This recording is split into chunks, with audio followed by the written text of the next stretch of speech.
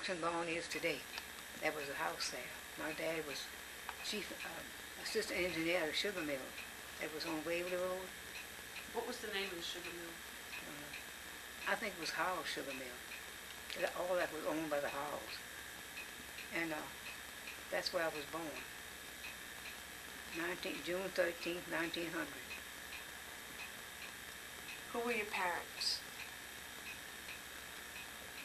My father was Alfred Giard, and my mother was Camille Richard. Grandparents? My grandfather was O.D.C. Giard, and my grandma was Marie. Did you have Acadian ancestors? Well, when the Acadians were expelled from France,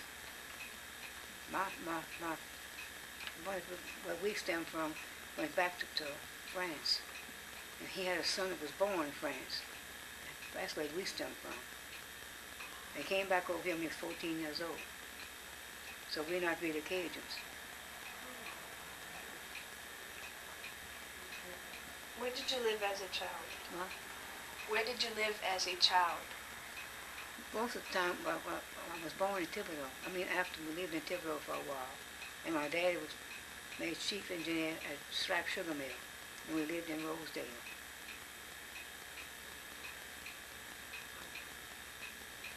How long did you live in Rosedale?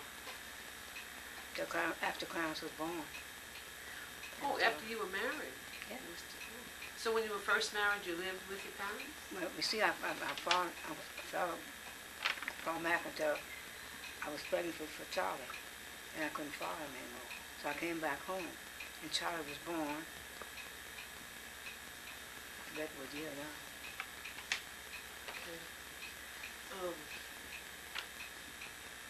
Then after Clarence was born, we moved back over here in the brewery. Where did you go to school? Where did you go to school? First school I went to was Gons Academy. That's that little park is on Jackson Street. Yeah. That's where the school was.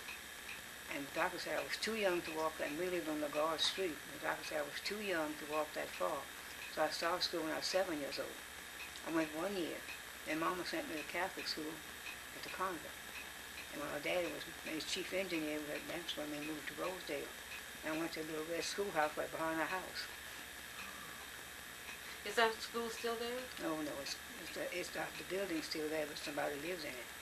Oh, it's a house now? Mm-hmm. It was converted into a house. I don't know who's living there now. So you didn't have to ride horses and buggies and walk for miles like most.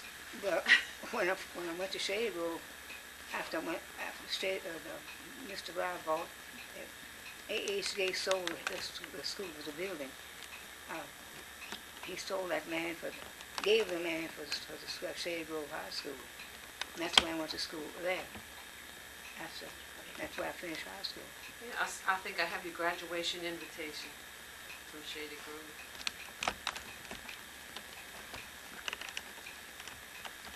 Where were your best childhood memories? Well, we had a real good childhood.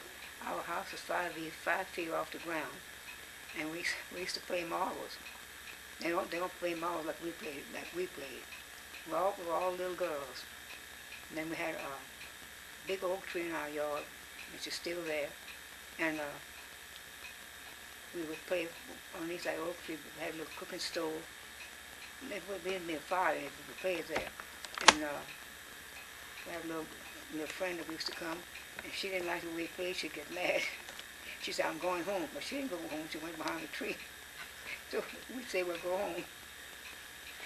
And then when she was over her fit, she'd come back and play again. What was her name, you remember? Maddie. Maddie Scarborough. Was the little stove a real stove, or it was just No, it was a little iron stove, but we didn't build fire in it. And I had my mama's little iron when she was a little girl that I had in my China closet. Now, I was gonna give it to Mary. I guess Mary took it. And my mama had a little rocker. It was her grandmama, my mama's little rocker. And I fixed a doll for Yvette, and she was sitting in that little rocker. I had made a ceramic doll, and she was the little girl, the child doll was sitting in that little rocker. I always wanted to know if she got it back when she left her first husband. Oh.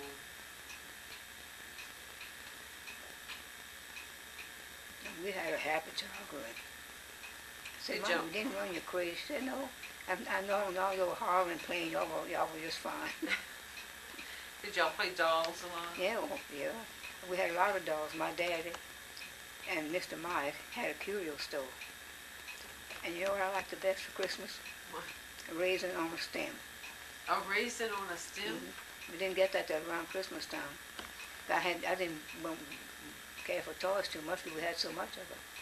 And after we moved to Rosedale, Mr. Mack would send us a lot of toys. He even had a little nigger doll.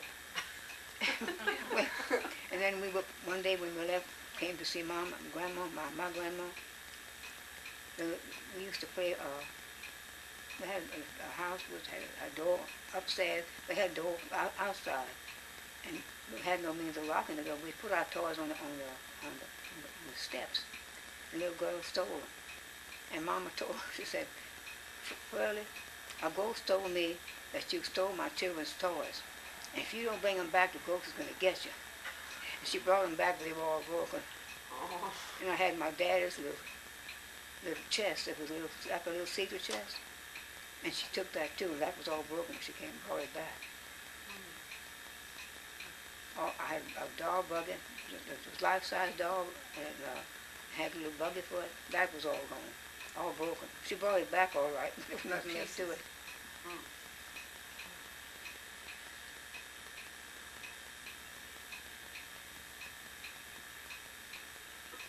Did y'all have any types of bicycles or anything then? No, Skates or nothing like that? nothing like that.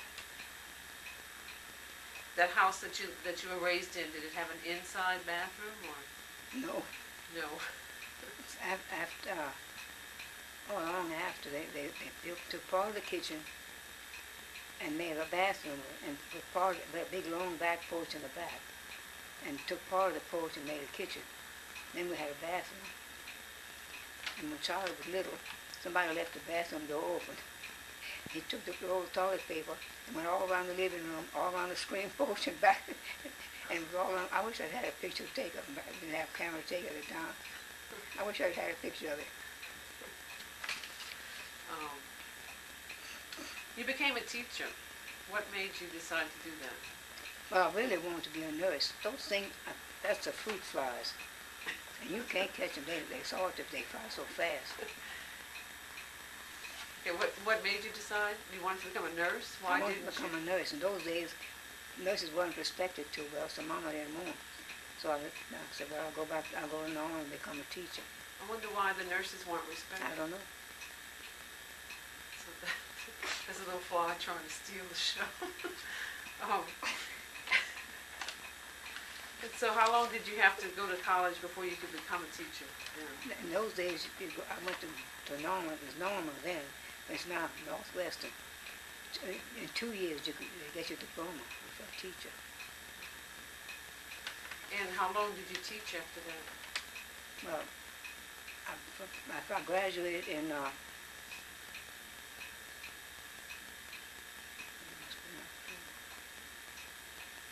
the fall.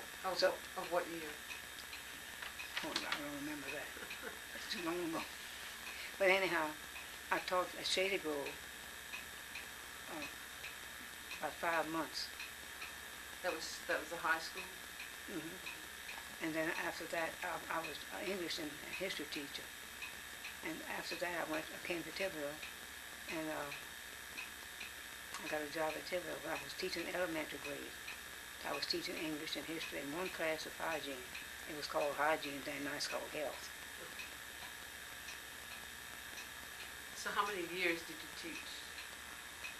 I got married in 1925. I taught 2 years after. Did they make you quit teaching, or, because I No, know back then they were no. real strict. I had gone to spend Easter with my parents and where he was, and I had been sick.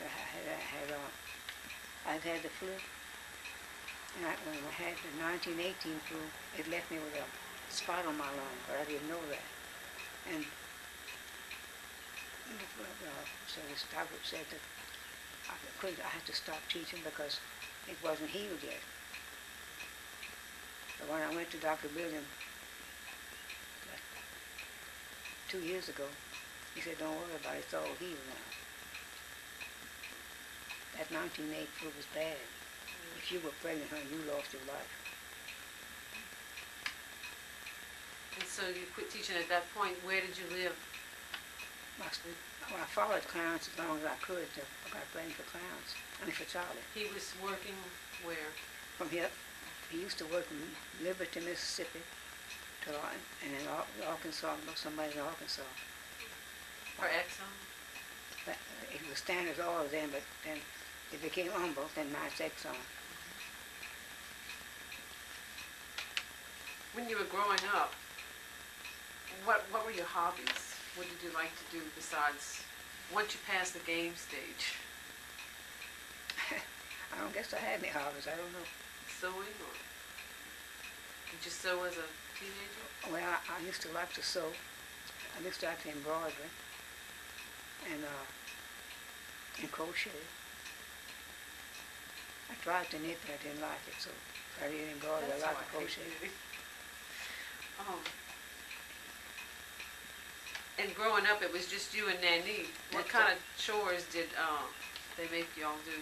Well, we had a little brother, but he died of diphtheria when we first moved to Rosedale. What did you want to know? What type of chores did your parents expect you and Nanny to do? Well, I used to take in the firewood, because in those days they had to run light fireplaces and had to had the wood stove, had to take in wood for that. And Yvonne didn't like to do that, so she was chuck corn for the horse. She preferred doing that. Is that about all you had? You had to wash dishes? Or? Wash dishes at night after school. At night when we would have supper, and she was supposed to dry 'em. Sometimes she didn't halfway dry. Let's see. You have a lot of homework in school? No, we did. How did they teach with, I know they must have had at least 30 children in one room, and all different grade levels, right? When you were going to Well, I went to a little red schoolhouse back of our house until I went to Shadysburg. I went there till the 7th grade, and after that I went to Shadysburg.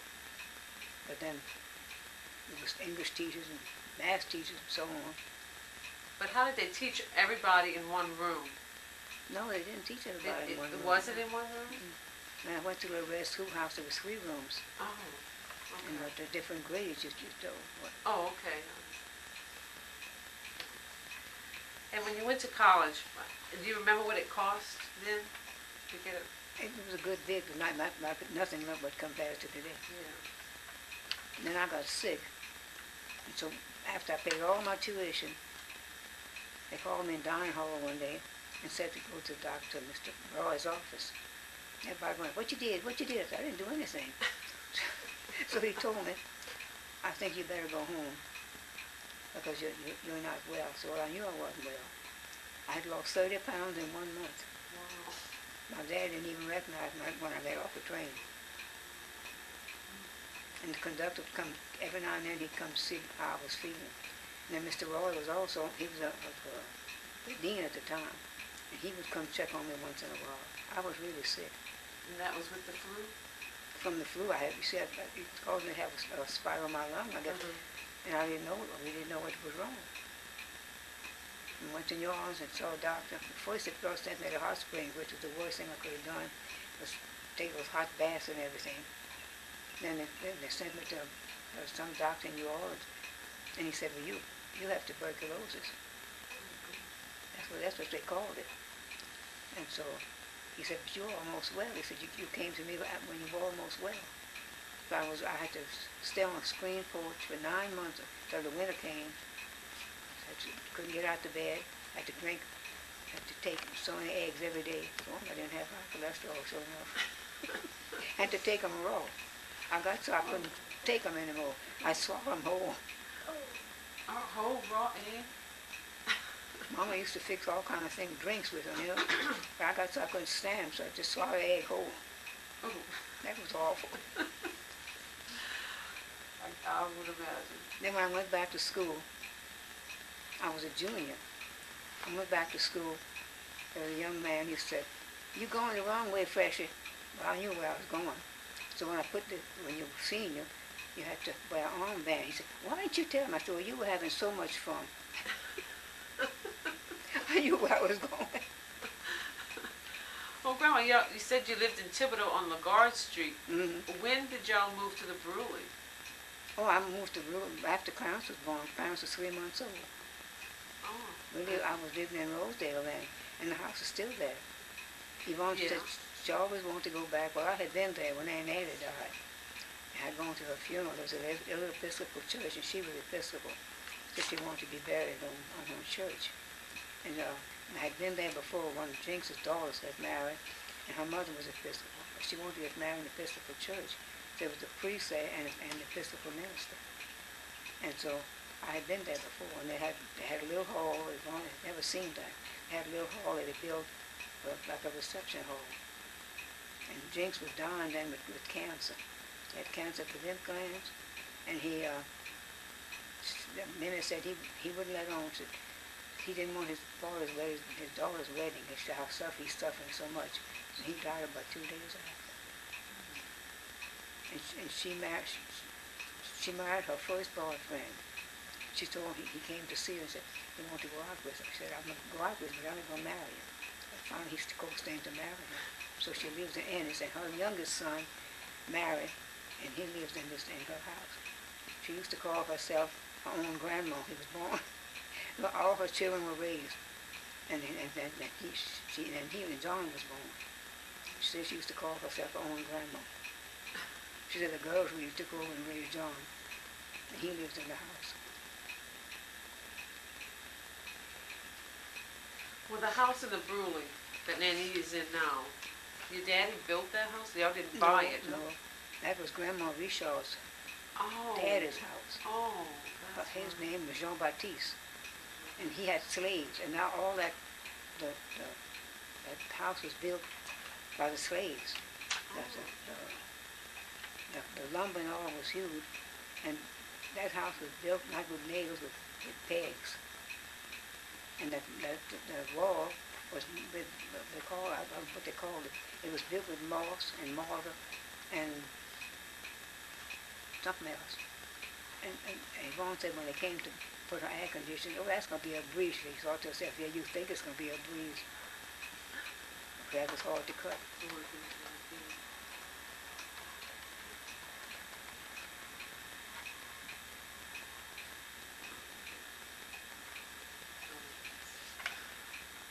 Were you ever in a choir? Were you ever in a choir? No, I can't sing. But you played the piano. Well, Yvonne played better than I did, because they told me I was tone deaf and just about quit. And today she don't know one note from the other. That's why I told you not to stop playing. I still play. You remember when you lived at my house more than you lived at your own house till you went and you started school. And you said, and we lived in Bunker then. You said, "Grandma, you gonna give me piano lessons when I get old enough?" So I said, "Yeah, I will."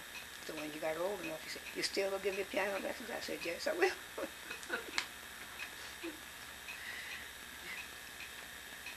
That's how you put yourself through college, wasn't it? Yeah, teaching piano. Down in Auburn. Oh, that's right. Oh, how did you meet Mack? Well, and Linda and I were very friendly. I used to go to their house all the time, and when I got older, they said, I was chasing behind clowns. I never thought about clowns. I used to go see Linda, and Linda played the piano, and he would sing. Paul Mack had a good voice. Paul Mack would sing? Yeah. I didn't know. But then when he had his tonsils removed, we almost bled to death. And after that, he couldn't sing anymore. Oh.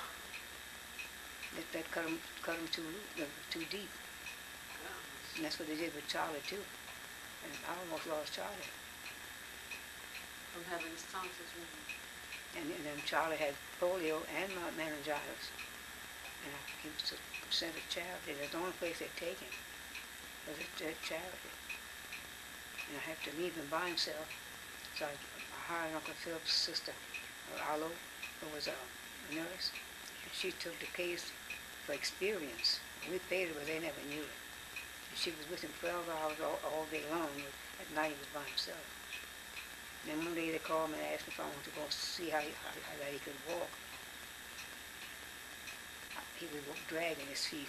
I said to myself, if that child had to walk that way the rest of his life, when he walked on his toes, when he could walk. Then they told him I could bring him home, and he told him, that blanket's out of my mama's. So they wrapped him in a blanket. And mama wasn't home. I had to take him on the bus. And my mama was not home, and I had to hire someone to taxi to bring her to mama's house. And mama wasn't home, but I knew she kept the key. So as much as my parents had life fires, I didn't know. Okay, get back on. You said that you got a bad cold trying to light the fire? And then mama said, you know what's good for bad cold? Castor oil. Mm. I'd have taken anything if I had such a bad cold. It helped it though. It broke it up. You had that hole in butt way outside in the yard. There was no toilets in the house there.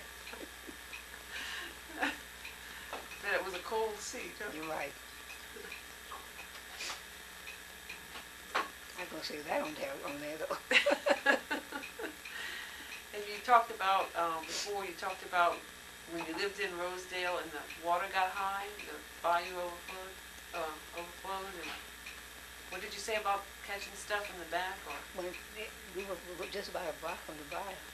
And if the water, the current was so strong, if you drop something in the back of the house, you better run to the front to catch it. And we caught crawfish right in our own yard. Y'all used to string or net, or how'd you catch them? Just get a bit of line, catch it. What was your favorite food? I eat almost anything but turnips. That's the only thing I don't like. You didn't have a favorite recipe that your mama fixed? I had my mama's fruitcake recipe, and I will give it to you. I can't find it anywhere. I don't know what happened to it. I'll have to look through the recipe books you gave me and see if maybe it's in there. Was it missing before? I don't know. I looked for it when I wanted to give it to you, but I couldn't find it. So maybe it was one of those books that I gave you. It's so old. The paper's yellow. I'm gonna have to go through the books because maybe it's in one of the books. Maybe so. Maybe it's written separately. You make bread and butter pickles. I hate bread and butter pickles. I hate them, but Donald loves them. You should So- learn. Blanche gave me a jar. You can buy them, but they're not good. Yeah. Not like the ones you make. I'll have to make you some. Yeah.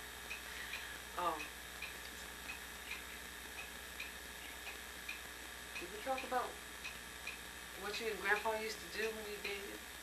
Did we? Well, I don't know if I should say what I'm going to say. Say it, why not? Well,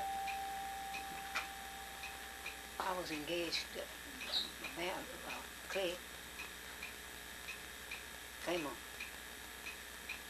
And he asked me to marry him, and I said no. I want to finish college first. That was the end of the romance. And that's when Linda told Clarence, said, what are your intentions with Alicia? I intend marrying her someday. He said, well, you better get busy. And he brought me out to show it, he brought me a beautiful, and I said, what's that for? He said, I want you to have it. A gold fountain pen. my name engraved on it. And that must have been real gold, but it never did tarnish. I gave it to Doc, because I said, just, they don't have fountain pens with bladders anymore, but someone said sometime back that they were coming back. So I said, maybe see, the bladder was ruined, because I used it so much. Refilled and refilled and refilled. You used it when you were in school? Oh, well, when I was in college, and even after I was teaching in high school.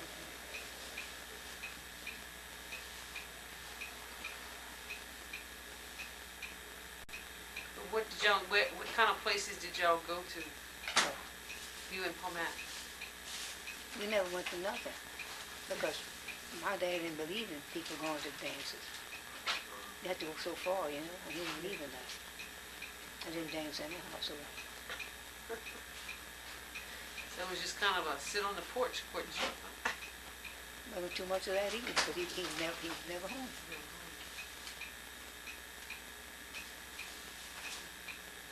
He used to come see me when we lived in Stephen Tiverville. That was so far to come. And then he said, well, I'm going to marry you, because then you can come visit me. You know, I had the flu when I was teaching in Tiverville. I guess I went back to teaching too fast. I was sick.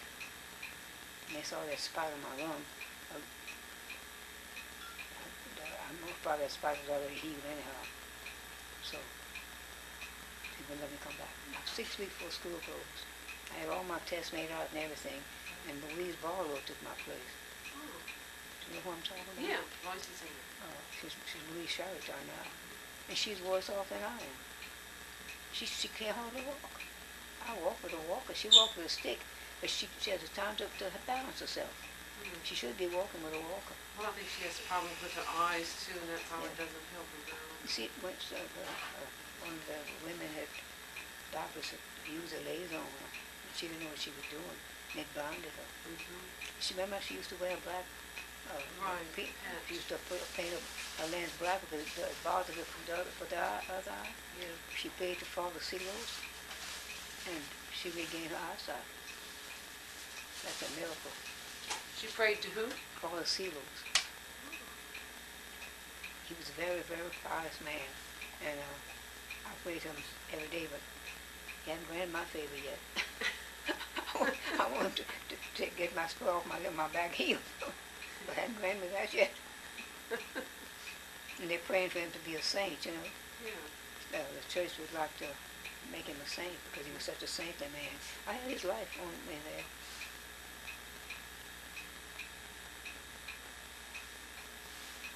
So tell me the story about the drunk chickens.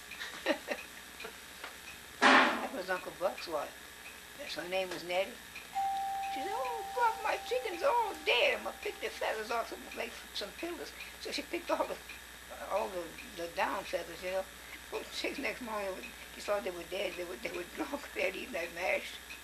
And she said the hogs had eaten the mash too. So they go, necks all over.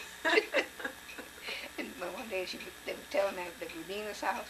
Regina said, Mama, you ought to put all right back in that book so we can tell our children. Did the feathers grow back?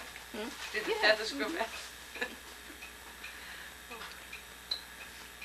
Charlie told that story on Easter here when those people wasn't put down. You remember? Oh yeah, yeah. He told that story. He said Annette had made some jackets for the chickens. That wasn't true. He said the old rooster was trying his best to get the jacket off.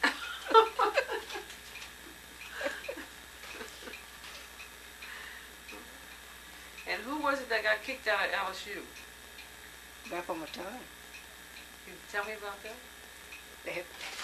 They had taken a horse and buggy, and put it way up on somewhere on the roof someplace. They caught up with. They was kicked out of school. You put it in the classroom, didn't you? No, that was the kids who did that.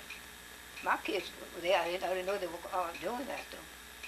They slipped out on Halloween, and they had put a horse and buggy in the in one of the classrooms. Your kids did that? A lot of others. Oh, so they wouldn't have to take the test? And No, the one could have that take just for Halloween prank. Oh, goodness. You know, one day I was telling Charlie, I said, when you were little, I had called one, her name was Emma, and she come early in the morning to look after him, so she could do her work, and then she'd go right way around the block, and where Dr. Maid, where Middle Episcopal Church is, and way around that block, there's some big oak trees, and back around where Dr. Maid's was, then back to our house. And when it would rain, he'd fright, he'd fuss, because he couldn't go. She said, then Miss Janie the neighbor next door would come get him at 3 o'clock in the evening, before Clarence was born. And she had some colorful curtains in her house, and she used to wash those curtains.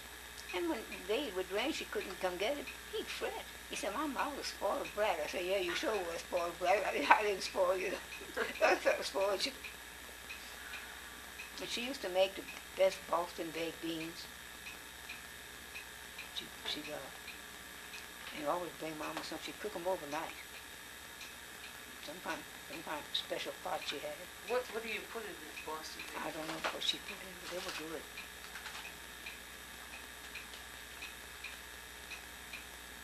You still taking all that I'm saying? Yeah. What else can you tell us? Do you remember the first time you rode in a car? Yeah, it used to be the days had the running boards. You had to crank the car to start it off, and it was like a running board on it, you know. That was the old time car, and you had to put some. They didn't have any windows nothing on them. One time he had both overhead, and if it rained, you had. By the time you get the shoes around that, you get all wet. And we had some rough roads to go through too. How old were you when y'all got a car? How old were you when y'all first got a car? I don't know. Well, I'm Charlie after Charlie was born. But just before Charlie was born, because Charlie was born at Rosedale. Oh, so y'all didn't have a car before you were married? Mm-mm. Oh. No.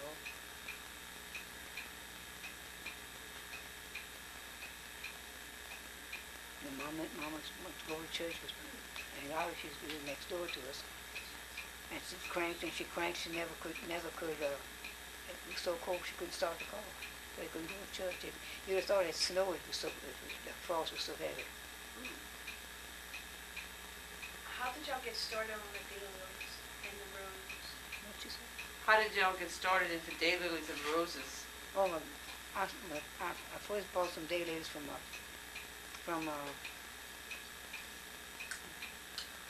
some Italian boy. Whatever his name was, Raymond Glorioso. And he'd written them. So I bought mine first from him. And Clarence used to say to himself, "What she sees pretty about those things." So I brought them, I moved flowers I had in Bunkie, I moved them, were mine, I moved them.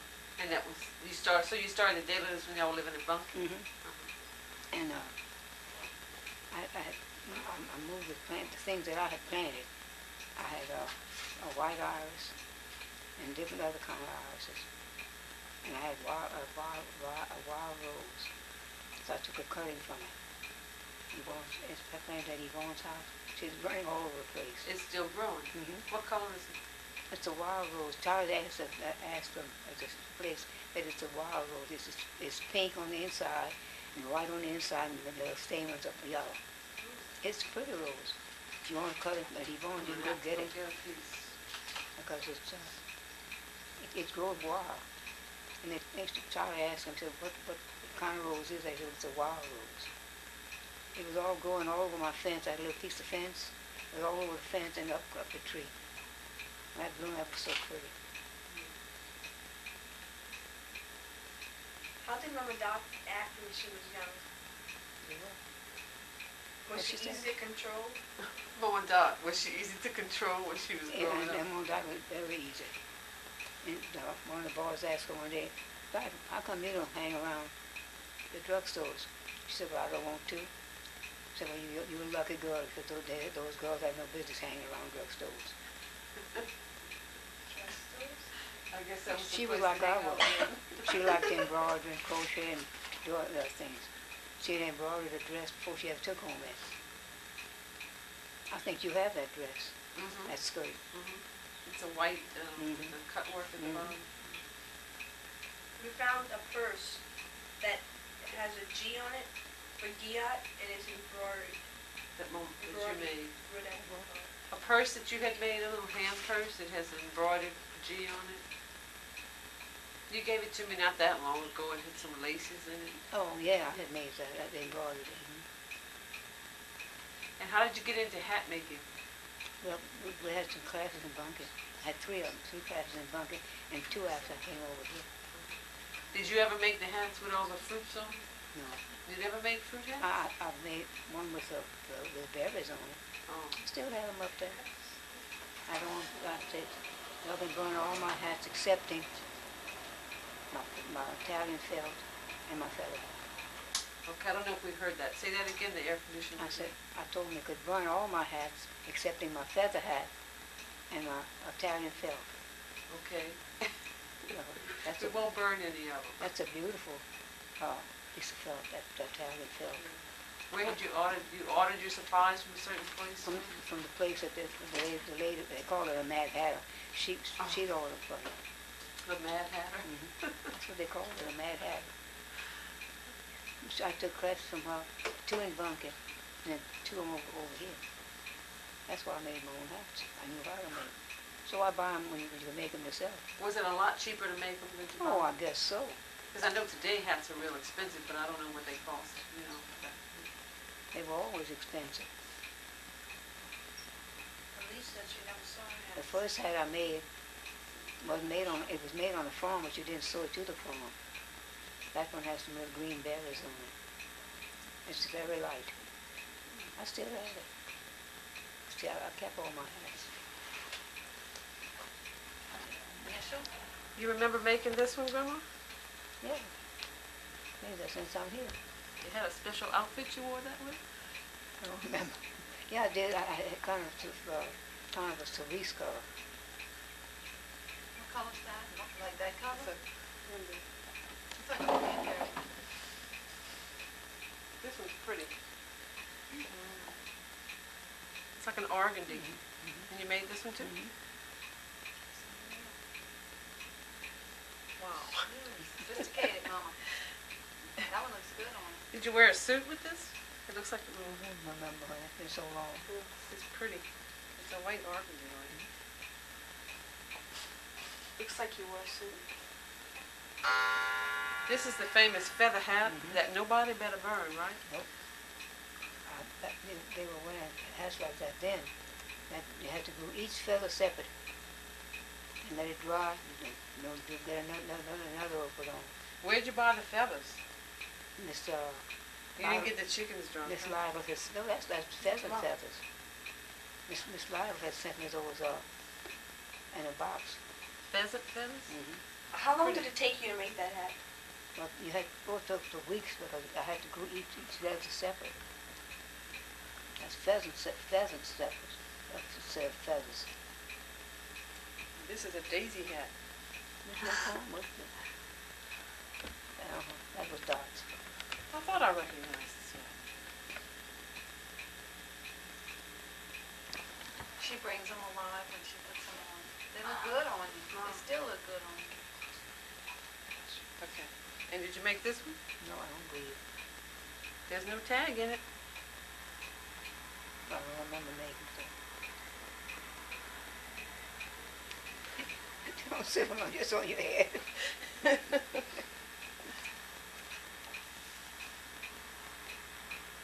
This is a little box hat. What type? What do you call pillbox? I made that.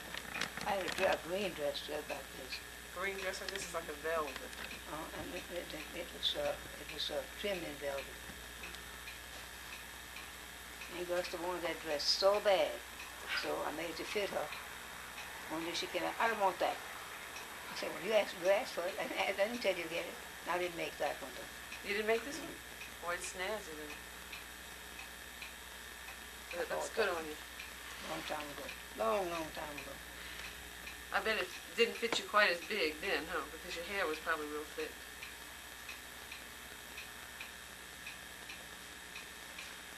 Those colors are coming back in style. All those bright colors that she used. Did you make this one? No, I didn't say that's a Marlin story.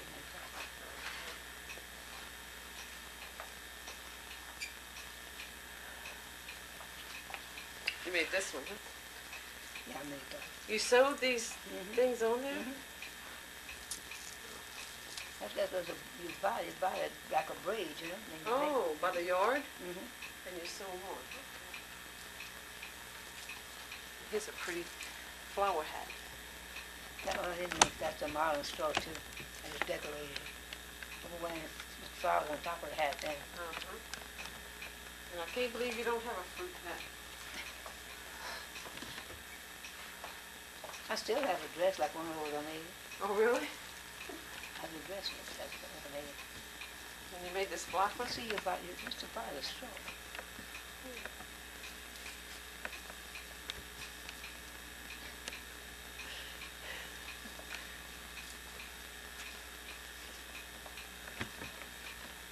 Now this one is really something. That's the first one I made.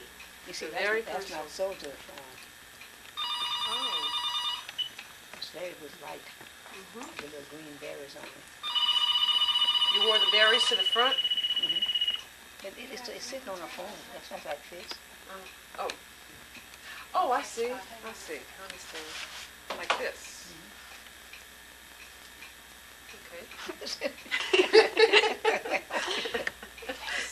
Like that? Mm-hmm. Okay.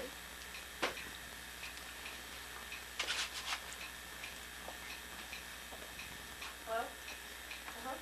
You have more hats than I have outfits. You see, I have a dress like this. Oh yeah, I remember. Yeah, I think my you hat. wore this to my wedding. I think so. Mama, who you I bought this? have a dress like that. Now, I still have it. It's sitting up in the locker. It's too big for me. So big I can't get on. You got a seat too? I can't, all my clothes too big. Now look at this one. Sorry. That's some of the last ones I made. I wonder what they would pay for these hats in New York I'd like today. to know. They don't make them like that anymore. Boy, that one's something. Look at it. Got it? The other one that nobody has permission to burn. Italian Italian felt. Italian felt. It's expensive. I paid $75 for that. $75 for this felt? That's right. Wow. And I had a dress this color. That's what she made up. Made me take that. Wow.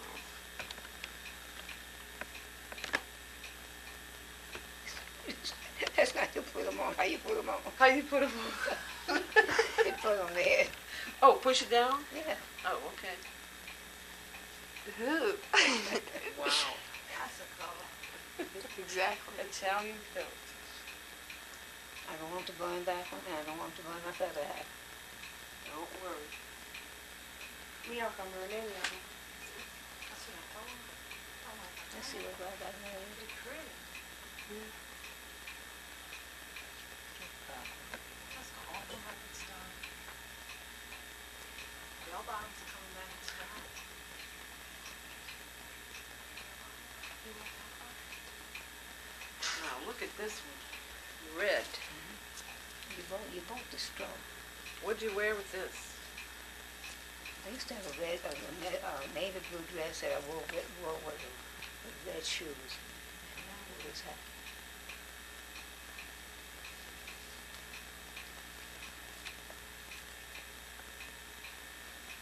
This is one you made for Mama, you said. I mean for Mama Don.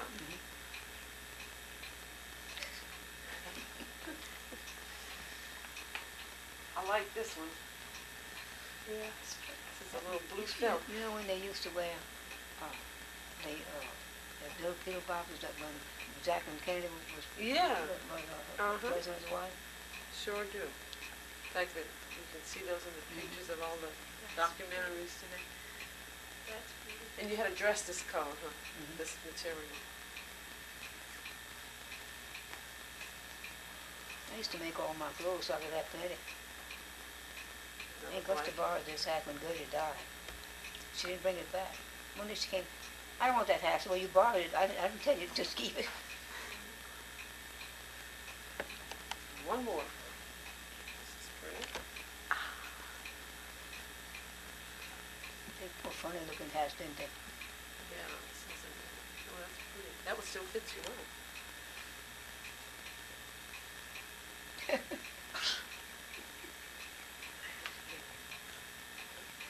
I guess that's the end of the hat show.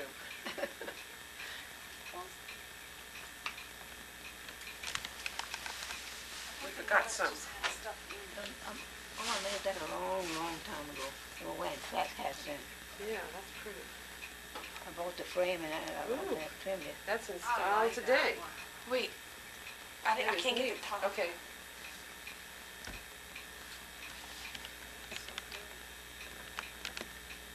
This is satin.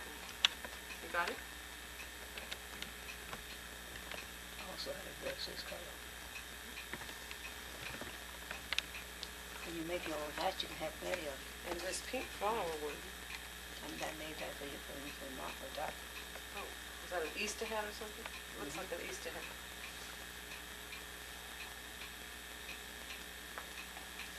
One more. This is pretty. I made that since I'm here. I live over here. I'll get it on the right way.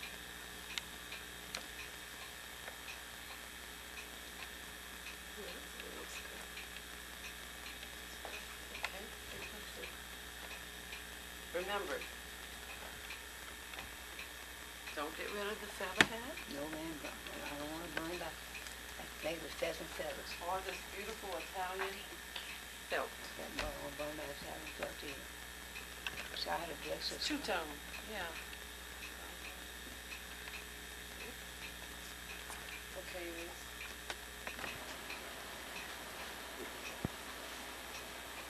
What were you saying?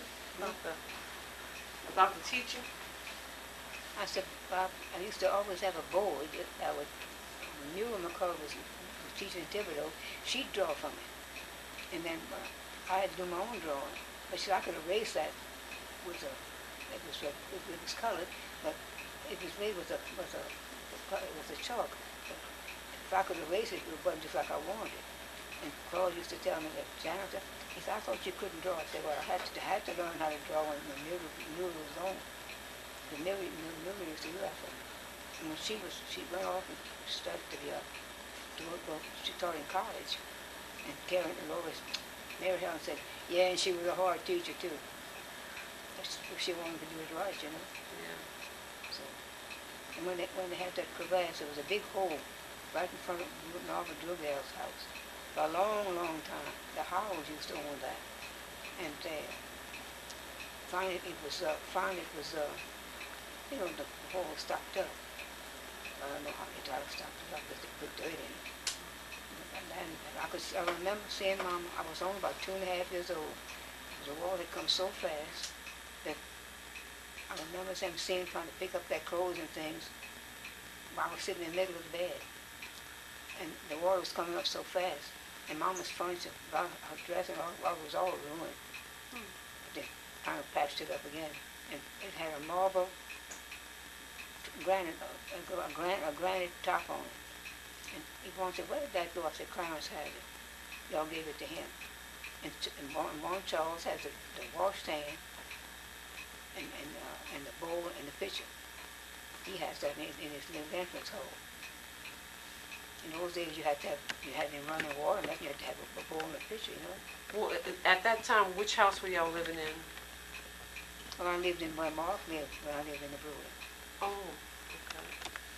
And I was renting it at the time, but then Papa bought it. He bought it from Young Bev.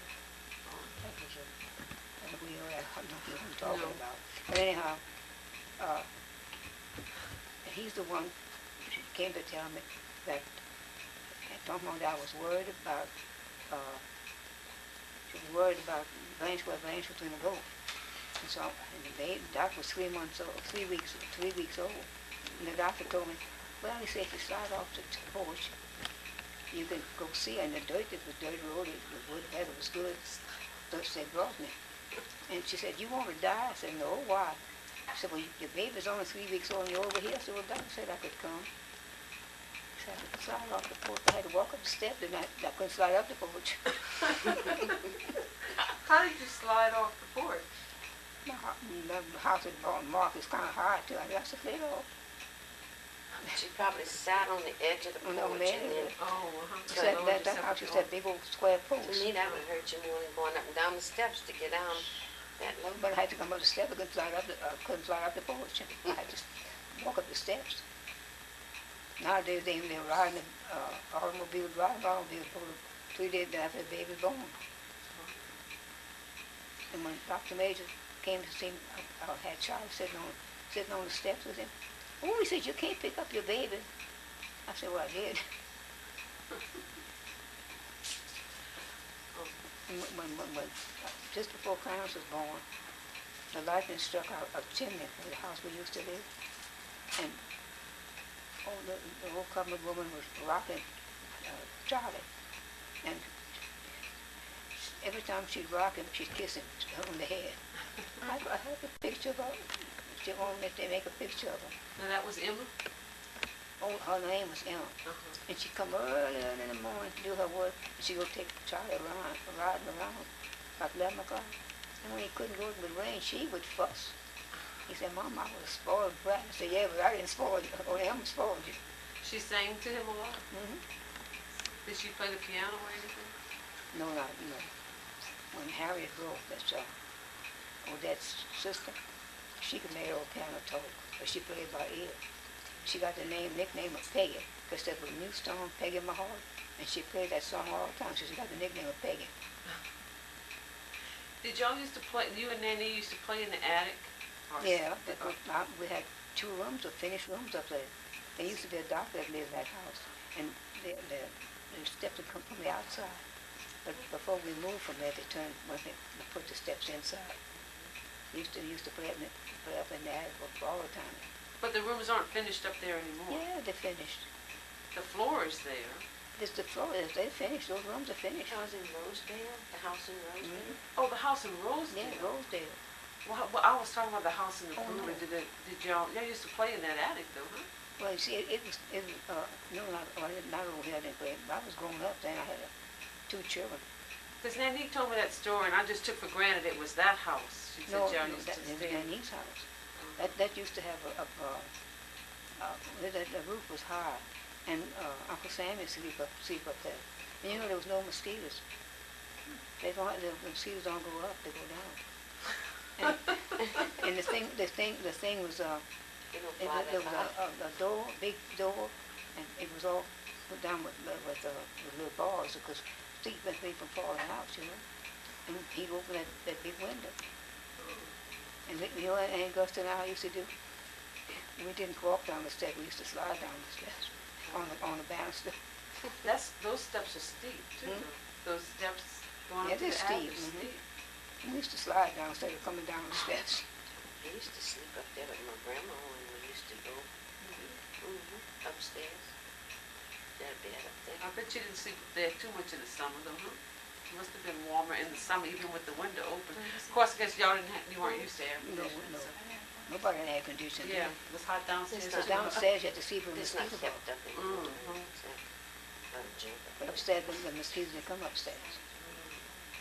They just stayed downstairs. Well, we need to train our mosquitoes to stay downstairs. Because I always go up. Obviously, they come up in the house. Tell them about the time some little colored gal went up when those steps were on the outside. We went used up to there and leave our stole your toys. toys. She stole all the toys. When she brought, Mama told her, "Pearlie, a ghost told me that you took my children's toys. You better bring them back." It's ghost. They were afraid of ghosts. Said, the ghost told me that. So she brought them back. Well, yeah, she brought them back all right, but they were all to pieces. You know what I like for best for Christmas? Not toys, because we had plenty of them. Raisins on a stem. That's what I look forward to for Christmas. They used to do them, y'all used to get the grapes and dry them yourselves? Or? No, they They would would sell them that way? They would dry, but they would dry. On the stem. They were on the stem. We had lots of toys because Papa and Mr. Meyer owned a curio store, Yeah. so we had a lot of toys. Even had little nigger dolls. And you don't have anything left, huh? Nothing. That little nigger stole everything we had. I had a life-size doll that was life-size, and I had a little buggy for it. Shoot, that came all to pieces. And I had one doll that it had a leather body. It had a pretty curly hair and eyes that were shut and closed. When you lie down, she should close her eyes. When you raise up, she still open her eyes. And I had called her Edwina, like a friend of mine. She had blonde hair. I used to call my doll Edwina. Sure, Edwina there was nothing left of Edwina. All the neighborhood girls must have envied y'all, huh? Then we used to all play together. There was Caddy. There was Annie's sister, and Ellen, and Max Strawberry, and the Hooper girls. We all played together. There's no little boys around. I know, no little boys around. Did you have a tea set? Hmm? Did you have a tea set? Yeah. Or did y'all? I had a tea set, and Marianne had it, and Marianne gave it when Doc used to play with it, and she gave it away to some of the children. The china. I wish she'd have kept that. And Aunt Gusta had Yeah, the Irene a Lamb. little sofa.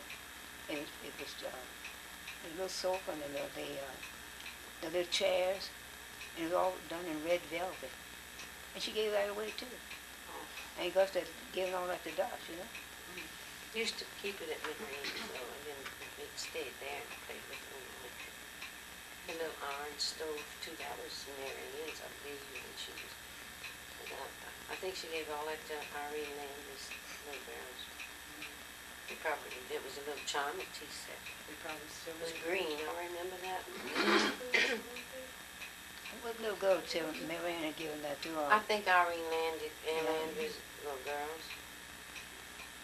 I said, I would wish she could have kept that, because it could pass on to y'all, you know. Yeah. It didn't mean anything to them, but it would have meant something to you. Probably broke it all up.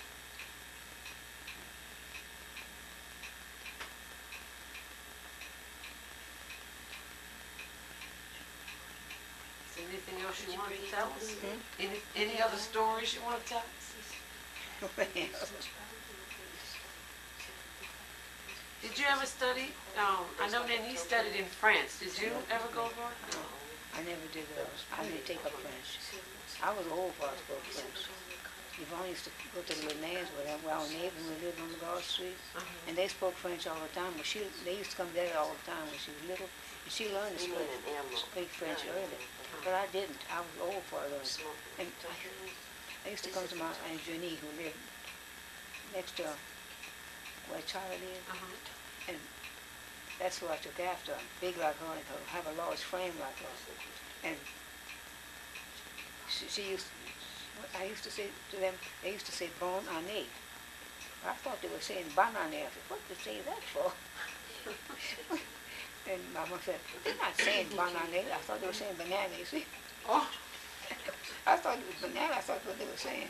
She don't say that. Not saying that. They said bon année. That means Happy New Year. I thought they were saying banane. I said, what did they say that for?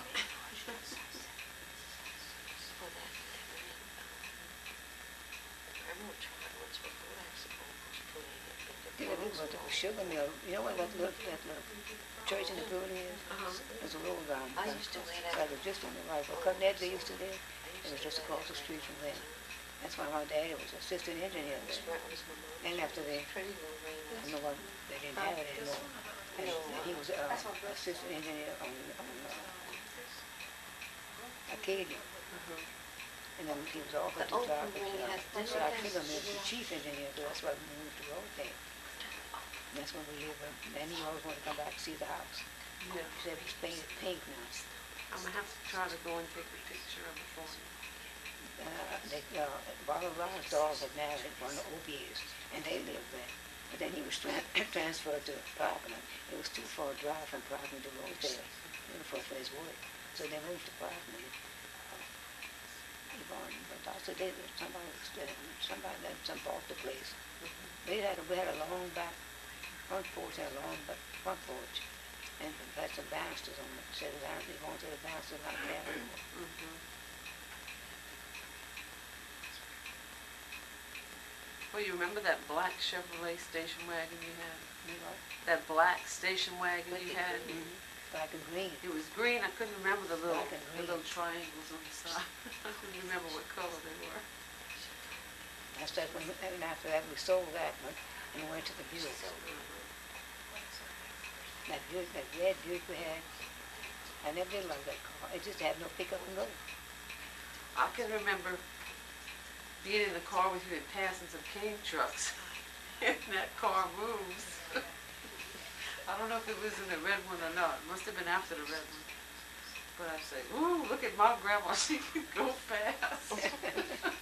And we would pass the cane You trucks. remember when I passed the driveway? I passed my own driveway. No, I don't remember that. Yeah, I've done that before. y'all laughing after that. I passed my own driveway. I said, what time Miss Lillian Jordan to come back?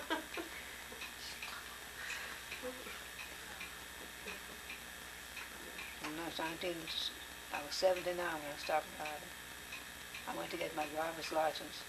When I reached Tiger Drive, I couldn't turn my head one way or the other. I had to drive strictly by the mirrors. And I was so glad to see my driveway. Good thing I was on this side of the road, I didn't have to cross the road. Yeah. That's the last time I drove. I didn't know I had neck trouble, but I did.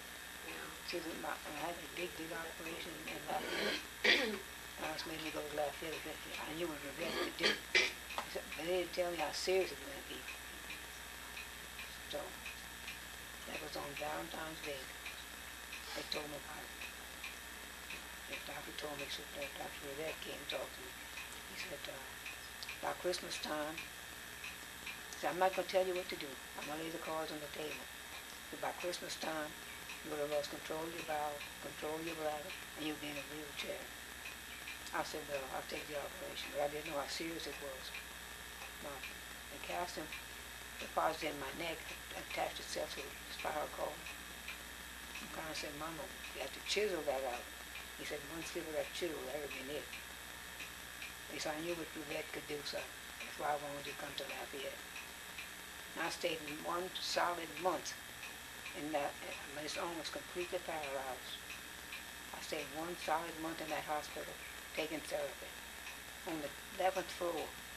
And I said to myself, gosh, if you survive with 7 years being behind, how we gonna get out of here? They used to have fire drill, they knew how to get you out.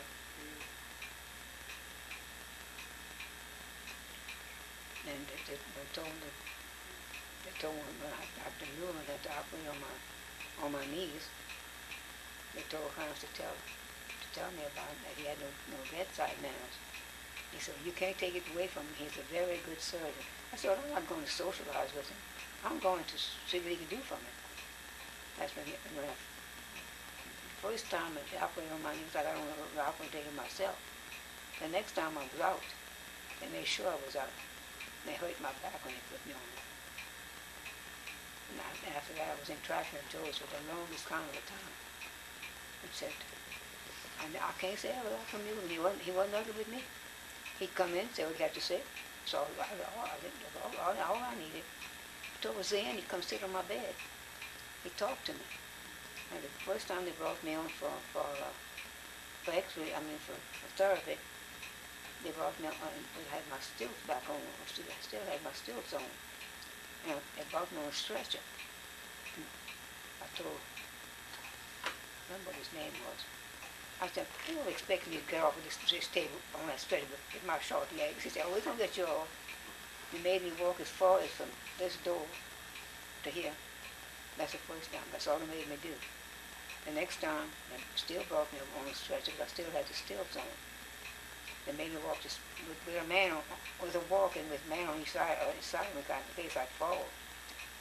I walked a little bit further, and they put me back on the stretcher. The next time, they'd taken the stilts off and they brought me with a wheelchair. And when I came back, I said, do I have to go back to bed? I hate the bed. She said, no, you can sit in a wheelchair. I said, when you can't. That's what I like to see. you don't want to stay in the bed. I said, no, not me, I don't like the bed. And there was another woman operated from Proud, the same day I was operated on. She wouldn't go for therapy, she wouldn't go for nothing. So one day, when I was in the therapy room, they said, go get her right quick, let her talk to you. I talked to her, I said, well, he said, but it hurts. I said, well, honey, I know it hurts. Well, I said, if you don't do it, you'll never walk again. I know it would hurt me. I did it. And what they told me to do, I did. He said, you don't know, we're watching you, we know what you're doing. And towards the end, he sit on the edge of my bed and talk to me. He said, I never have a date today. I said, so you know, when a girl gets 18, she thinks she's got to go to herself. He said, she told Daddy, come take a hungry girl out for dinner. So that's my date. And he had a beard. I said, I wonder why he wears that old ugly beard. He said his face was all scarred. He was in an automobile accident, his face was scarred. And that was a game old man. He had a picture in his room. He was in Colorado River, you know how rough that is.